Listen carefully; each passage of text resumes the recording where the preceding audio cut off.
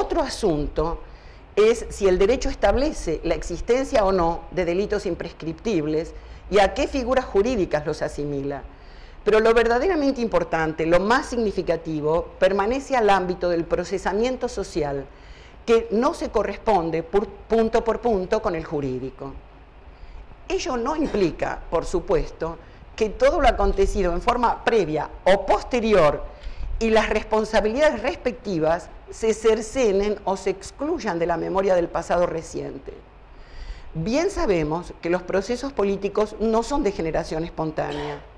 Las prácticas represivas instaladas a partir de 1976 se asentaron en un escenario previo de marcado autoritarismo, tanto por parte del Estado, fusilamientos, proscripciones, como de los partidos políticos, participación en los distintos golpes de Estado, la sociedad civil que los avaló y la propia insurgencia en sus prácticas internas y externas.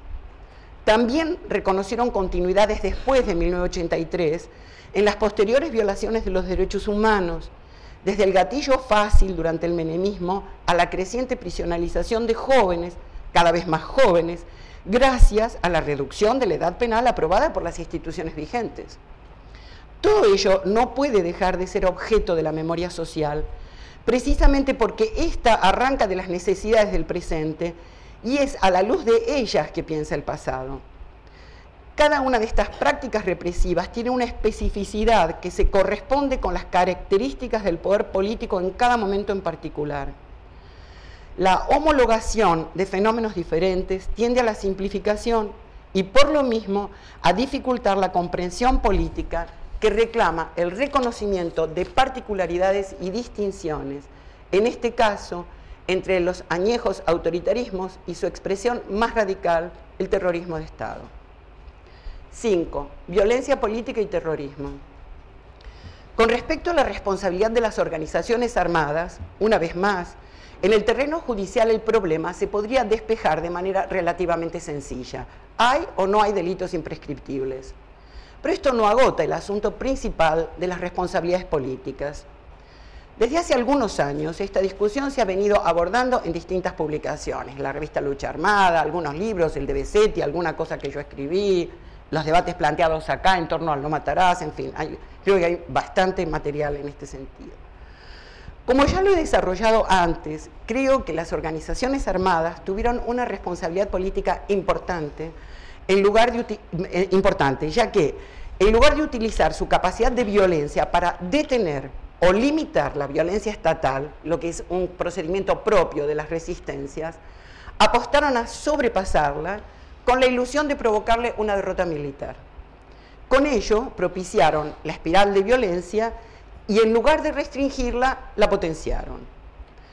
No tiene sentido aquí volver sobre aquellos argumentos, ni podría hacerlo, dados los tiempos, etc. En cambio, quiero referirme a otra distinción que me parece crucial para este asunto, la que existe entre lucha armada o insurgencia por una parte y terrorismo por otra. El terrorismo, aplicado para las organizaciones políticas, ha sido más un epíteto, una fórmula de desautorización que una categoría. Y esto es así porque simplemente por la disposición de medios violentos, la posibilidad de controlar a una sociedad o a un grupo por medio del terror siempre está más en manos del Estado que de cualquier insurgencia. Así, como epíteto de descalificación, lo usó la Junta Militar en contra de la guerrilla, y de esta misma manera se usa en el mundo actual donde, a partir de la llamada guerra antiterrorista, la acusación de terrorismo se convierte en sinónimo de excepcionalidad y exclusión del derecho para los inculpados. Ya el terror es un concepto difícil, pero el terrorismo merece en la actualidad más de 100 definiciones, según un estudio taxonómico de Bruce Hoffman. Es natural, el concepto mismo se ha convertido en un campo de lucha de fuertes connotaciones políticas. En 1999, apenas 2 años antes del 11 de septiembre, el Convenio Internacional de la ONU para la Represión de la Financiación del Terrorismo consideraba que el terrorismo comprendía, cito, cualquier acto destinado a causar la muerte o lesiones corporales graves a un civil o a cualquier otra persona que no participe directamente en las hostilidades en una situación de conflicto armado, cuando el propósito de dicho acto, por su naturaleza o contexto, sea intimidar a una población u obligar a un gobierno o a una organización internacional a realizar una acción o abstenerse de hacerla. Esa es la definición de ese momento de la ONU. Después de 2001, las definiciones de terrorismo han dejado de considerar la situación de conflicto armado y, por lo tanto, la distinción entre los blancos de la violencia, sean estos parte de las hostilidades o no. Es decir, han dejado de considerar el aspecto de indiscriminación de la violencia y la afectación de población ajena al conflicto como un componente esencial. También han incluido como condición el hecho de que exista la intencionalidad política. La nueva definición dice: el propósito de crear un estado de terror en la población en general, en un grupo o en una persona, así como de intimidar a una población u obligar a un gobierno o a una organización internacional a realizar una acción o abstenerse de ella.